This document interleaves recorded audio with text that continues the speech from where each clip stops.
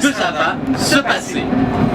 Pour ouvrir ce programme de feu, ce groupe extraordinaire, vraiment avec toutes les meilleures du monde, c'est incroyable. Ah vraiment, c'est vraiment incroyable. J'espère que vous vous rendez compte. Regardez cette image.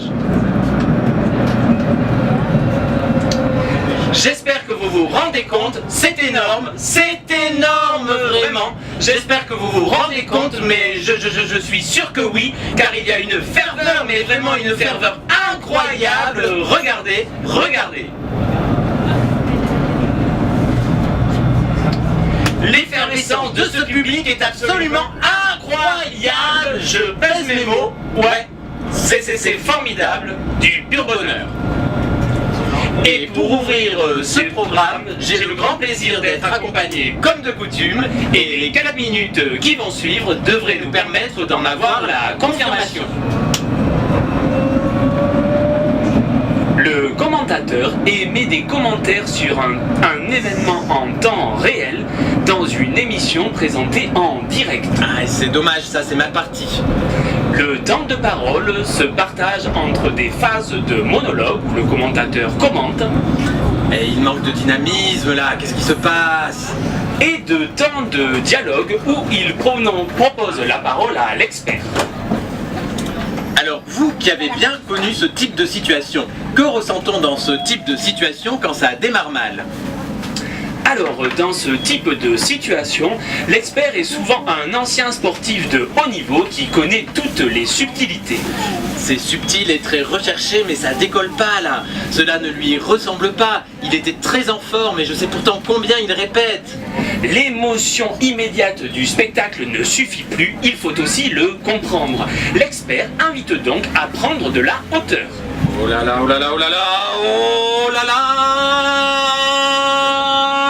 Avec le pied gauche! L'émission de la durée de la première partie de l'énoncé correspond au temps qu'a mis le joueur pour prendre son élan, courir vers le ballon et tirer. Qui va tomber? À ce moment, le commentateur ne sait toujours pas quel sera le résultat de l'action. Il est en attente, d'où l'allongement de la dernière syllabe à un pic de 350 Hz. Sous les poteaux. Le discours du commentateur est bien caractérisé par un accent en initiale de groupe. C'est sans doute cette caractéristique qui en fait un discours si facilement repérable par les auditeurs. Le public s'interroge sur le sens du propos. Le locuteur va détailler la trajectoire du ballon par une assistance prosodique. Cette assistance se traduit par un allongement de la syllabe et une mélodie montante avec un pic à 400 Hz. Le public est suspendu au commentateur. La suite de l'énoncé est réalisée dans une pente progressivement descendante qui figure la retombée du ballon sous la barre transversale des poteaux adverses et du même coup la retombée de l'excitation provoquée par l'essai infructueux. Le public exprime sa déception. Par ces sortes de métaphores vocales, le commentateur cherche à rendre le spectacle plus présent, plus vivant pour le téléspectateur. Il faut que l'auditoire ait l'impression de vivre le match, comme s'il était sur le terrain. Le public applaudit. Ce lien synchronique entre le discours descriptif et l'action de jeu va se répercuter sur la prosodie du locuteur. On observe en effet de nombreuses récurrences d'accélération du débit de parole en lien avec une accélération de l'action sur le terrain. Nous avons ainsi déterminé les paramètres prosodiques les plus déterminants pour la constitution du commentaire sportif, comme phonostil, phonostil, phonostil, phonostil. Le public se lève, exprime sa joie et sa ferveur. Le public se lève, exprime sa joie et sa ferveur.